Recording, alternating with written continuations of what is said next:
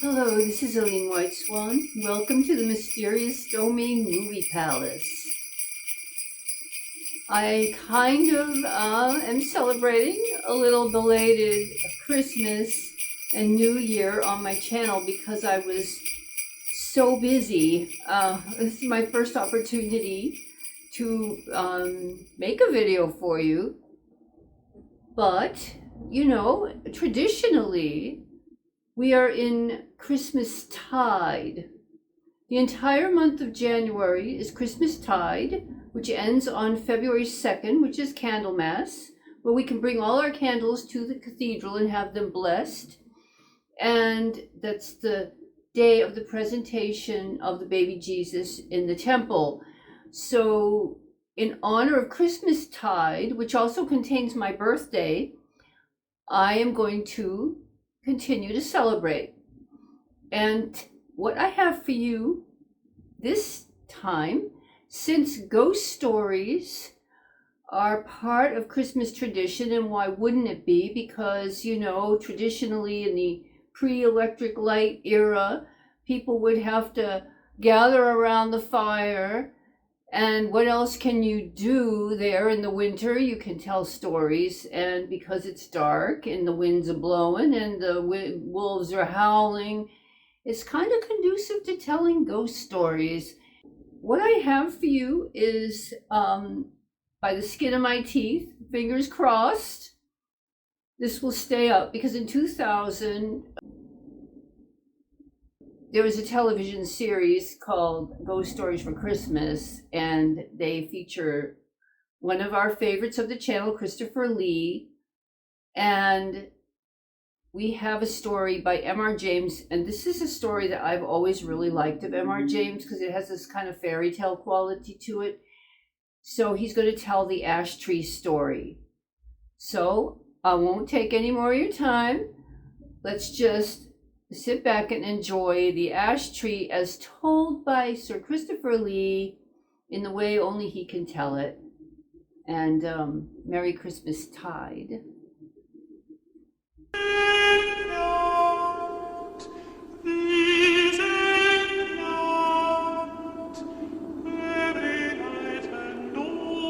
Imagine, if you will, King's College, Cambridge, almost 100 years ago.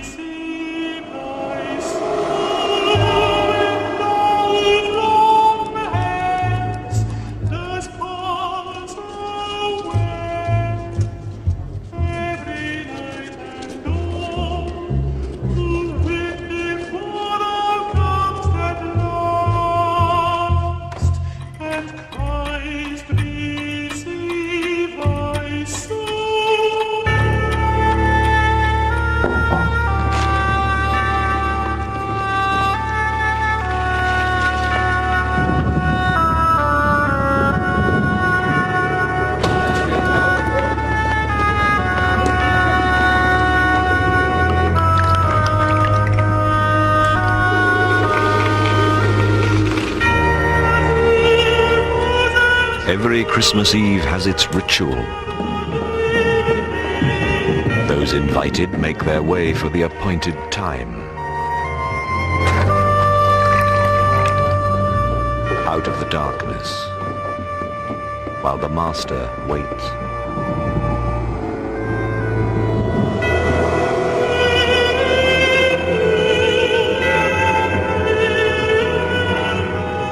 Montague Rhodes James, Provost of Kings, scholar, antiquary, and writer of ghost stories.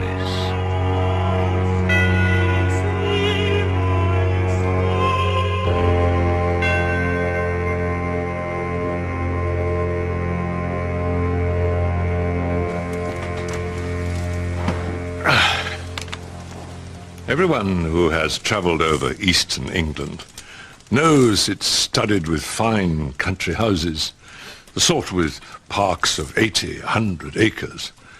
I have to tell you of a curious series of events which happened in such a house.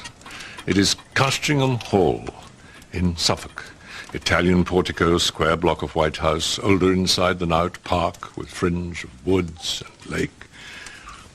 The one feature that marked out the house from a score of others is gone. As you looked at it from the park, you saw on the right a great old ash tree growing within half a dozen yards of the wall. It had more or less attained its full dimensions by the year 1690.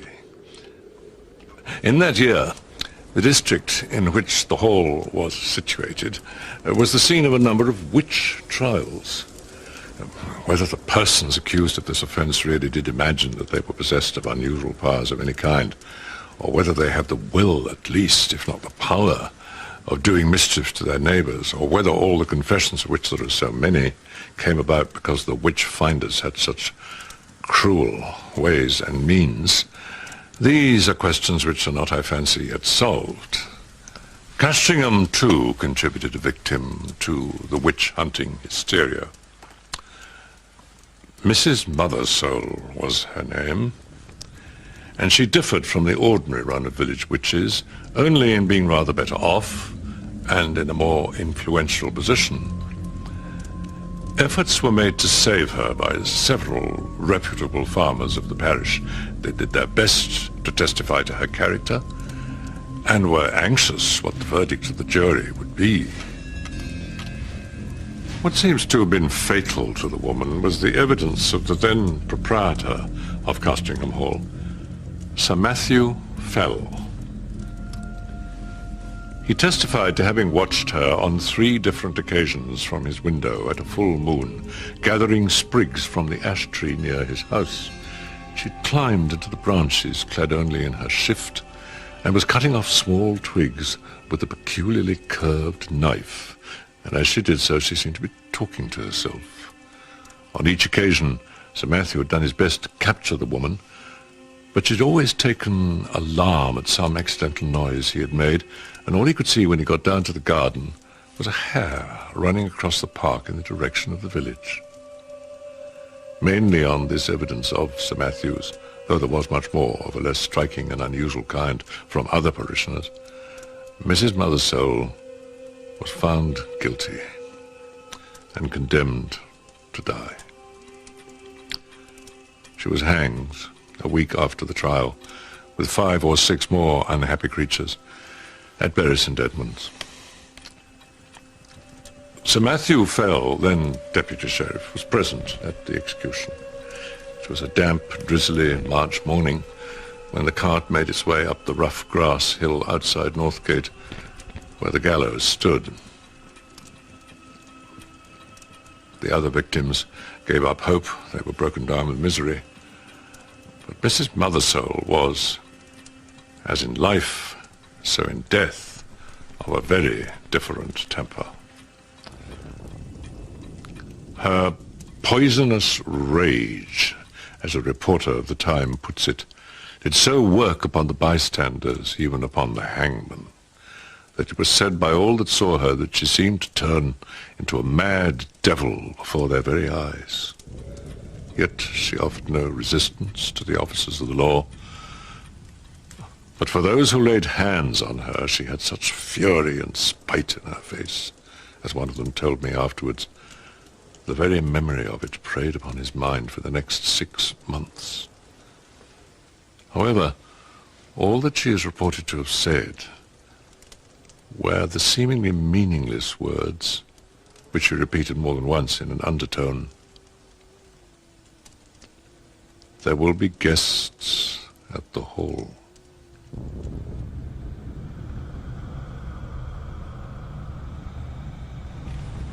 Sir Matthew Fell was impressed by the bearing of the woman. He had some talk upon the matter with the vicar of the parish, with whom he travelled home after the trial business was over. The whole episode had been repugnant to him, he said, for he was a man who liked to be on pleasant terms with those about him, but he saw a duty to be done in this business, and he had done it and given his evidence. A few weeks after, when the moon of May was high, vicar and squire met again in the park and walked to the hall together. Ladyfell was with her mother, who was dangerously ill, and Sir Matthew was alone at home. So the vicar, Mr. Crome, was easily persuaded to take a late supper at the Hall. When Mr. Crome thought of starting for home about 9:30, Sir Matthew and he took a turn on the gravelled walk at the back of the house. They were in sight of the ash tree, which I described as growing near the windows of the building, when Sir Matthew stopped and said, "What is that running up and down the stem of the ash? It's never a squirrel, is it? They will all be in their nests by now." The vicar looked and saw the moving creature, but he could make nothing of its colour in the moonlight.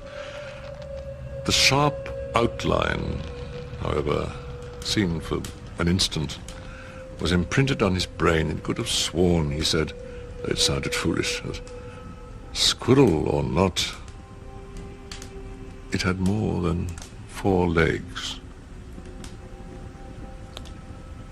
Next day, Sir Matthew had failed to appear downstairs by his usual 6 o'clock. 7 o'clock passed, 8 o'clock. The servants went and knocked on his bedroom door. The door was opened at last from the outside, and they found their master dead and black. There were no obvious marks of violence, but the window was open. One of the men went to fetch the parson, and then, by his directions, rode on to give notice to the coroner. Mr. Crome himself went as quickly as he could to the hall, and was shown to the room where the dead man lay. Mr. Crome has left some notes among his papers which show how genuine a respect and sorrow was felt for Sir Matthew. This passage throws some light on the course of events and illustrates the common beliefs of the time. There wasn't any sign of forced entry to the bedroom, but the window was open, as my poor friend always would have it at this time of year. He had his evening drink of ale in a silver vessel, pint measure, but tonight he hadn't drunk it. This drink was examined by the physician from Bury St. Edmunds, a Mr. Hodgkins. On oath, he declared that he couldn't detect any substances of a venomous kind, but as was natural because the corpse was so swollen and black, there was talk among the neighbours of poison. The body was very pulled about as it lay in the bed. So twisted was it that my friend and patron must have died in great pain and agony. And what is still unexplained, and to me argues the devil's work by those responsible for such a barbaric murder, was this: that the women entrusted with the laying out of the corpse and washing it, being both of them sober individuals and very well respected in their mournful profession, they came to me greatly distressed in mind and body, saying, and we had the proof of it, that they had no sooner touched the corpse with their bare hands than they felt a particularly violent shock and aching in their palms. Their forearms became so swollen, and the pain so continuous, that for many weeks they were forced to give up their job of work. But there were still no marks on the skin. I sent for the physician who was still in the house, and we made as careful a study as we were able, using a small magnifying lens of crystal, on the condition of the skin on this part of the body. But we couldn't detect with the instrument anything significant beyond a couple of small punctures or pricks, which we then concluded were the spots where the poison might have been introduced. So much for the symptoms seen on the corpse. As to what follows, it is merely my own conjecture, and I'll leave it to posterity to judge whether it offers any valuable insight. On the table by the bedside, there was a small Bible, which my friend read from nightly and on rising from his bed. As I took it up in my hands, it occurred to me to try out that old and to many superstitious practice of drawing the sortes. I opened the Bible at random 3 times, placing my finger on certain words. The first words were, "Cut it down."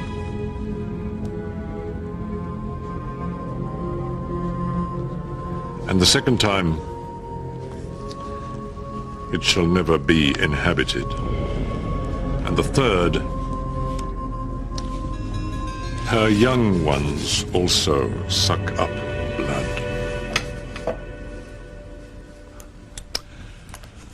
Well, that is all that need to be quoted from Mr. Crome's notes.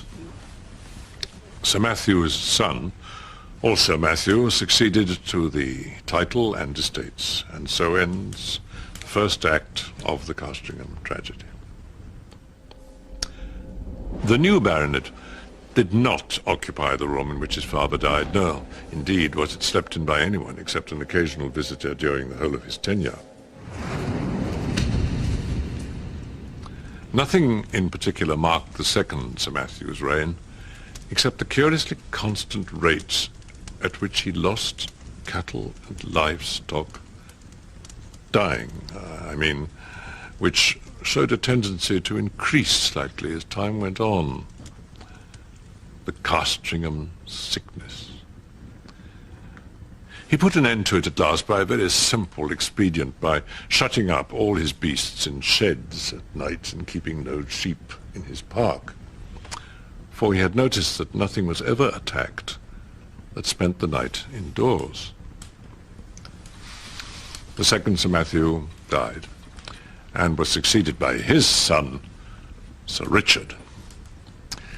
It was in his time that the great family pew was built out on the north side of the parish church. The squire's plans were so grand, several of the graves on that unhallowed side of the building had to be disturbed to satisfy his requirements. Among them was that of Mrs. Mother Soul.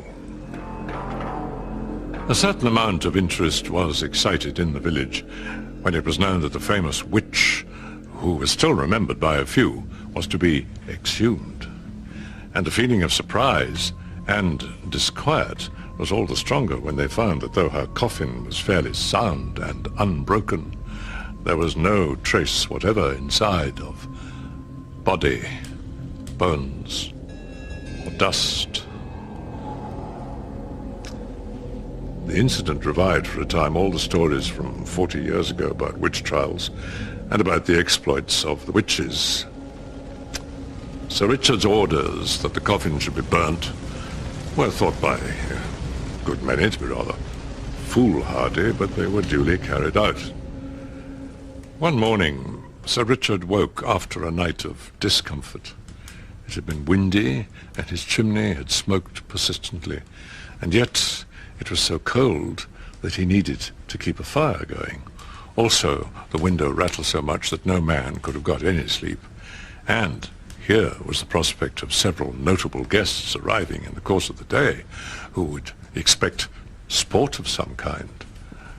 The damage caused by the Castringham sickness was a serious threat to his reputation as a huntsman. But what really touched him was simply the fact of having had a sleepless night.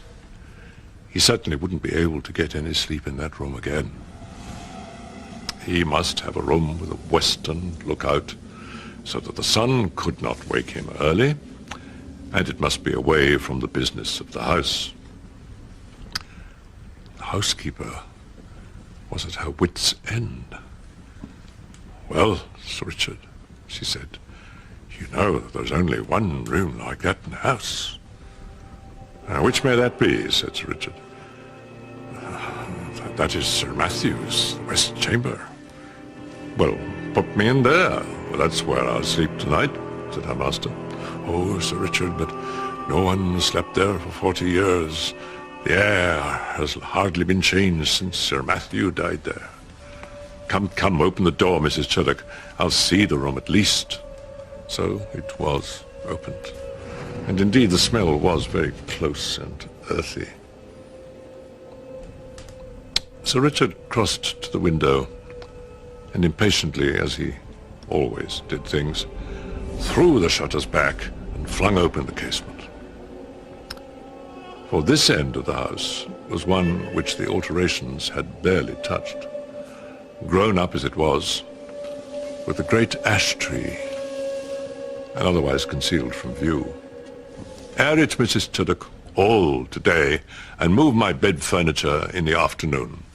I'll put the Bishop of Kilmore in my old room. Pray, Sir Richard, another voice said, might I have the favour of a moment's interview? Sir Richard turned round and saw a man in black in the doorway, who bowed. I must ask your indulgence for this intrusion, Sir Richard. You will perhaps hardly remember me. My name is William Crome, and my grandfather was vicar here in your grandfather's time. Ah, Mr. Crome, welcome. Might I offer you a glass of wine? And you, Mrs. Chuddock, as I said, be about airing this chamber. Yes, yes, it is here my grandfather died. Yes, the tree perhaps does make the place a little dampish. No, I do not wish to listen to any more. Make no difficulties, I beg. You have your orders. Go. Will you follow me, sir? The two men went into the study. Young Mr. Crome had brought with him a packet. It contained, among other things, the notes which the old vicar had made on the occasion of Sir Matthew Fell's death. And for the first time, Sir Richard was confronted with the mysterious instructions drawn by Crome's father from the Bible. They amused him a good deal. Well, he said, my grandfather's Bible gave one prudent piece of advice. Cut it down. If that stands for the ash tree, he may rest assured I shall not neglect it. The tree's a nest of guitars and fevers. The parlour contained the family books. Sir Richard looked up from the paper to the bookcase. Crossing the room, he took out a dumpy Bible. It would be no bad plan to put it to the test again, Mr. Crome. I will wager we get a couple of names in the Chronicles, Now, what have we here? Thou shalt seek me in the morning, and I shall not be. Well, your grandfather would have made a fine omen of that, eh? Thou shalt seek me in the morning, and I shall not be. No more prophets for me. They're all in a tale, Mr. Crome. In the afternoon came the guests, the Bishop of Kilmore, Lady Mary Harvey, Sir William Kentfield, etc., etc. Dinner at 5, wine, cards, supper, and then the party dispersed to their rooms and wished Sir Richard a better night's sleep. And now we are in his bedroom, with the light out and the squire in bed. The room is over the kitchen, and the night outside still and warm, so the window stays open. There's very little light about the bedstead, but there's a strange movement there. It seems as if Sir Richard is moving his head rapidly to and fro with only the slightest possible sound. Now, you would guess, so deceptive is the half-darkness, that he had several heads, round and brownish, which move backwards, forwards, as low as his chest. Is it a horrible illusion, or more than that? There. Something drops off the bed with a soft plump, like a kitten, and is out of the window in a flash. Thou shalt seek me in the morning, but I shall not be.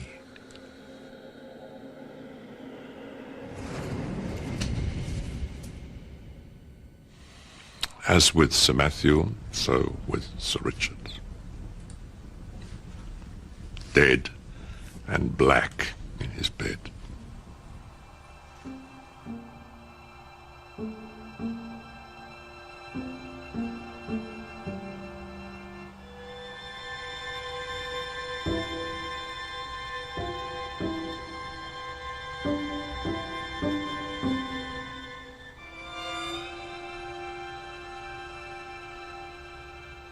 A pale and silent party of guests and servants gathered under the window when the news was known. Italian poisoners, popish emissaries, infected air, all these and more guesses were hazarded. The Bishop of Kilmore looked at the tree. In the fork of its lower boughs, a white tomcat was crouching, looking down the hollow which years had gnawed in the trunk. It was watching something inside the tree with great interest. Suddenly it got up and craned over the hole, then a bit of the edge on which it stood gave way, and it went slithering in. Few of us have heard, I hope, such a yell as came out of the trunk of the great ash.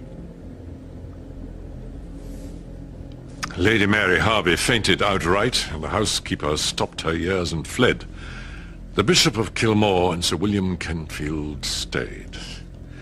Yet even they felt some menace, though it was only the cry of a cat they heard, and Sir William swallowed once or twice before he could say, "There's something more than we know of in that tree, my lord. I am for an instant search." And this was agreed upon.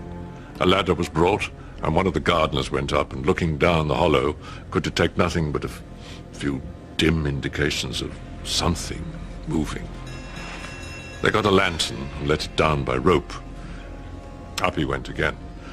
The others saw the yellow light on the gardener's face. As he bent over, they saw his face struck with an incredulous terror and loathing before he cried out in a dreadful voice and fell back from the ladder. Happily, he was caught by two of the men, letting the lantern fall inside the tree. He was in a dead faint, and it was some time before any word could be got from him. But then, they had something else to look at. The lantern must have broken at the bottom, and the light in it caught upon dry leaves and rubbish that lay there. For in a few moments, a dense smoke began to come up, and then flame. And to be short, the tree was in a blaze. First, at the fork, they saw a round body covered with fire, the size of a man's head, appear very suddenly, then seem to collapse and fall back.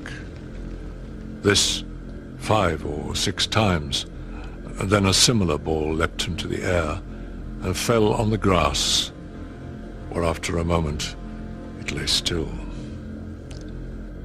The bishop went as near as he dared to it and saw the remains of an enormous spider, all veined and seared. And as the fire burned lower down, more terrible bodies like this began to break out from the trunk. Spiders covered with greyish hair. All that day, the ash tree burned, and until it fell to pieces, the men stood about it and from time to time killed the brutes as they darted out. At last, there was a long interval when none appeared, and they cautiously closed in and examined the roots of the tree. They found, said the Bishop of Kilmore, below it, a rounded, hollow place in the earth. Inside were 2 or 3 bodies of these creatures that had been smothered by the smoke, And what is to me more curious, at the side of this den, against the wall, crouched the skeleton of a human being. The skin was dried upon the bones. There were some remains of black hair. Examination proved it to be the body of a woman. She'd been dead for the last 50 years.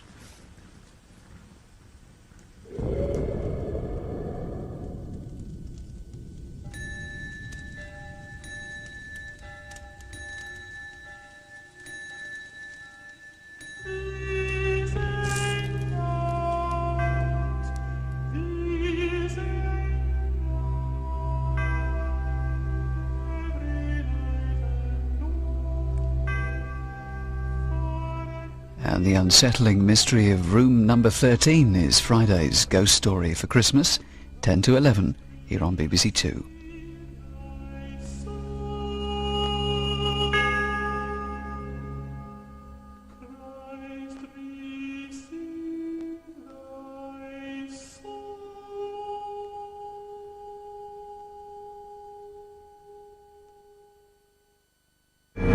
After all